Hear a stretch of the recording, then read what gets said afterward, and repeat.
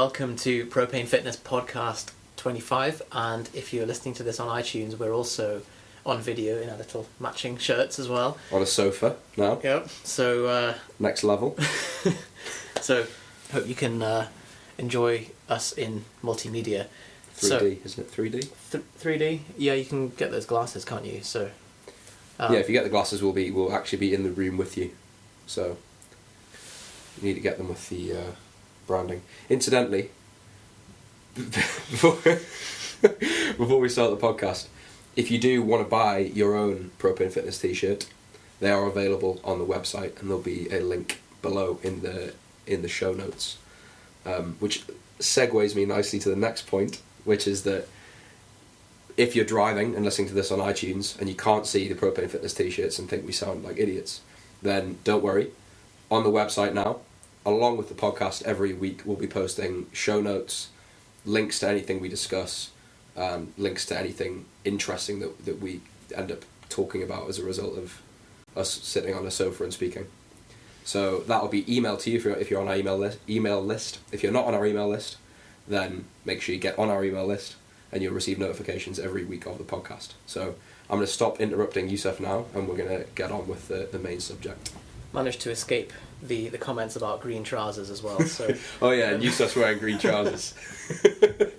See, the thing with green trousers is they actually create the optimal hormonal environment for maximum fat loss and muscle gain. So, especially combined with a Propane t-shirt, I'd recommend the two, and there's a great synergism between them. So, give that a shot. Let us know how you respond to that. I'm working my way up to green trousers. I get laughed at in public for my normal blue jeans, so I can only hope one day to be on the green level with Yusuf. That's it. You've got to progressively overload it, but once you're there, you can just smooth sailing. Winning. Yeah.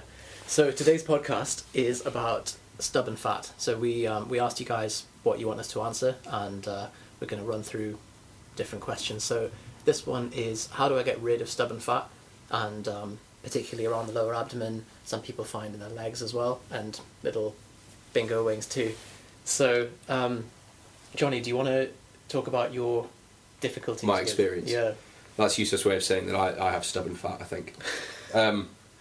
So my experience with this goes back several years now, and it was the first time I tried to diet to a level of full abs lean.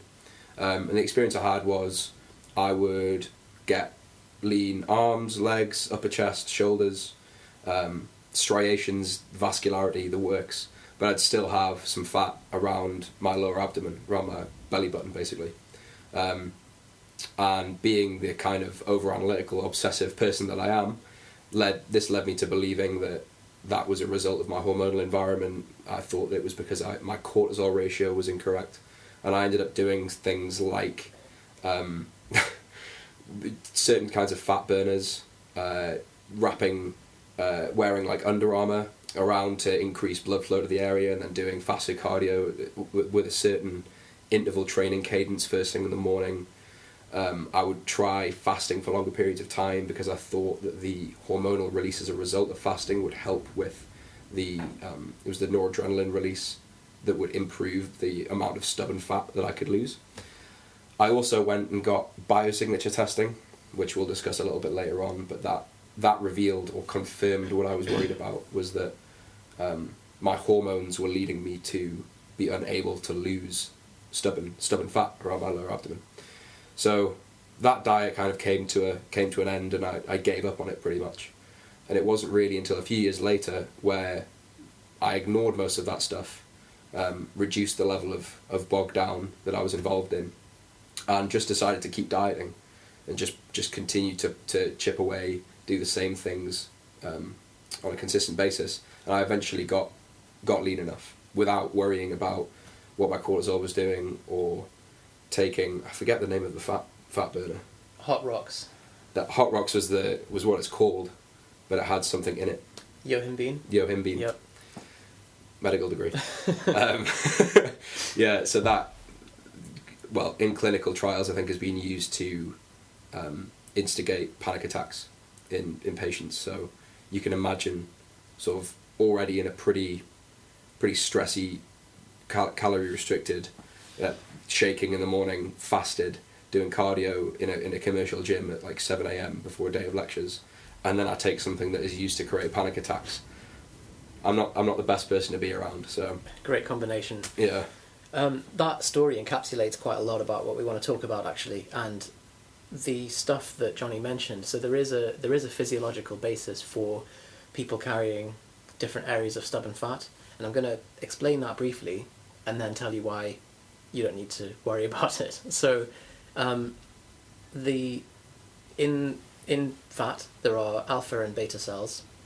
Alpha cells are slightly more lipolysis resistant, and so Lyle McDonald talks about this quite a bit, and he says that in particularly lower abdomen and stubborn areas you have a higher density of alpha cells, which mean that that area is not really prioritized for fat loss. As well as that, you have areas that have more blood flow will lose fat faster than areas with less blood flow.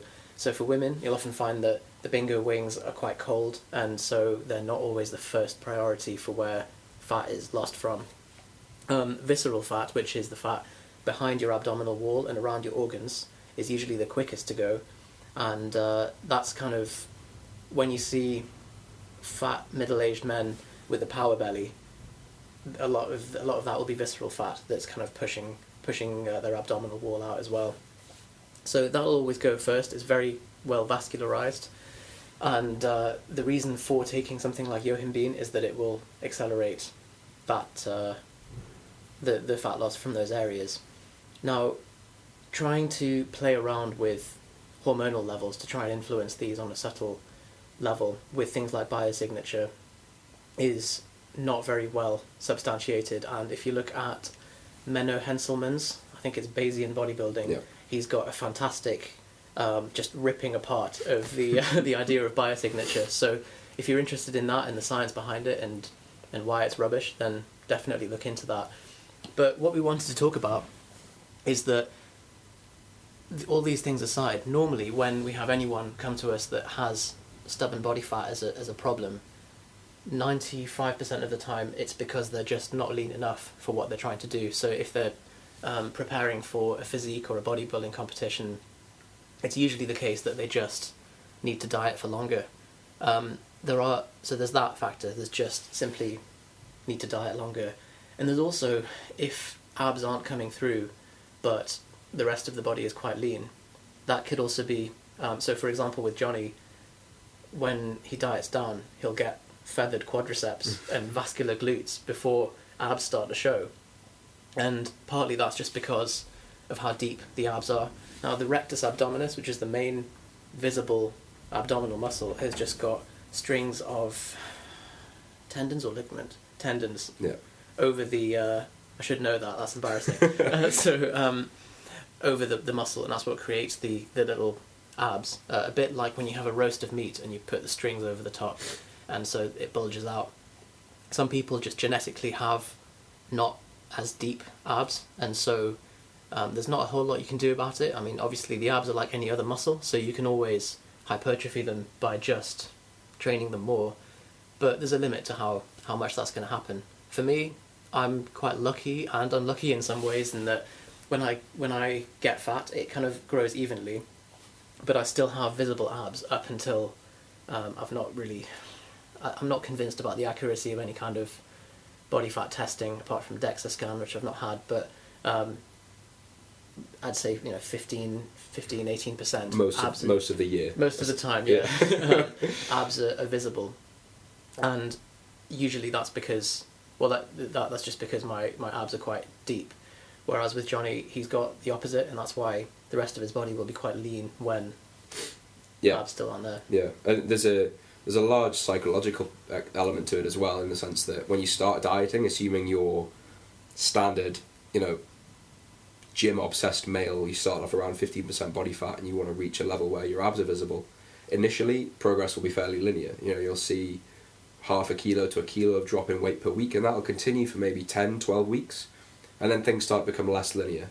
The rate of body fat loss will slow, and so that naturally leads you to the conclusion that something is not being optimized, something needs to change, and then you start finding yourselves in the deepest, darkest corners of the internet reading articles that prescribe all kinds of weird cardio protocols and supplement regimes. At the time, you're emotionally vulnerable as well, and you're just wanting something to be... They just, usher you into their little room and whisper all these weird things in your ear, and you end up, spending £100 on T-Nation supplements and broccoli extract. All kinds of things, yeah. What was it? Indole 3 carbinol was something that... that's one of Charles Poliquin's supplements that they give you after a biosignature. Yeah. I think that's for fat on the back of the hamstring. Of course, yeah. On the calf, because obviously that responds more to concentrated broccoli. The fact that everyone notices. Yeah, exactly.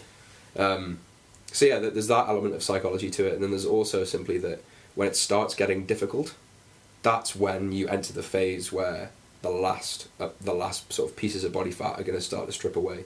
Everybody's going to inherently have a part of their body that will lean out last. That's just the way it has to be. It's very, very rare that you see somebody lose fat evenly across their body.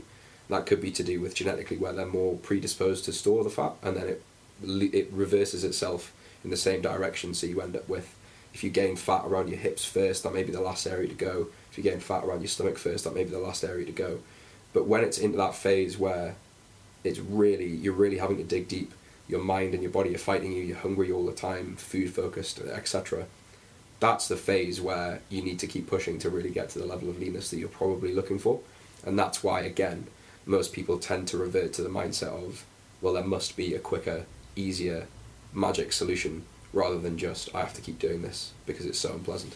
And it's stuff that I've discussed in articles about how getting that lean provides false economy in the sense that when you're that lean, you can never really appreciate it.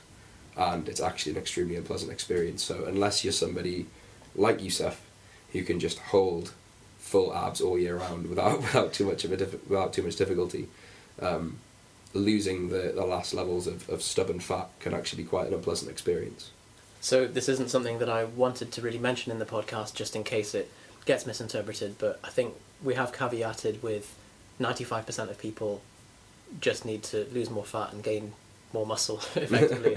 And sometimes that may not be to do with just training your abs more specifically. It could be just overall gaining more mass. And often if you have someone who, let's say average height male, 5'8", weighs 68 kilos and doesn't have full abs despite being quite lean, then I wouldn't recommend that they continue dieting or that they train their abs. If they gain 10 kilos of lean mass, or 10 kilos of weight actually, so they're up to 78 kilos, and then they cut, they've got a much higher likelihood of having full abs. And at the end of the day, the problem isn't the stubborn fat, the problem is they want visible abs.